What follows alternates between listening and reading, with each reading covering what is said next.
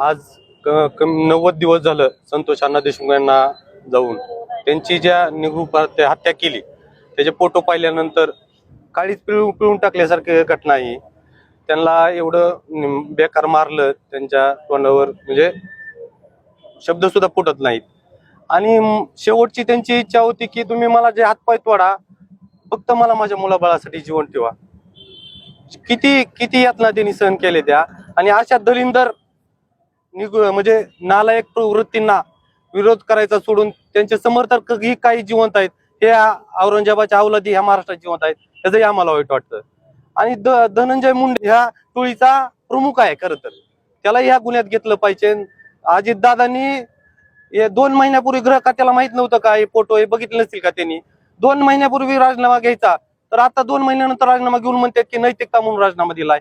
आजारपणाचं खोटं कारण सांगतात.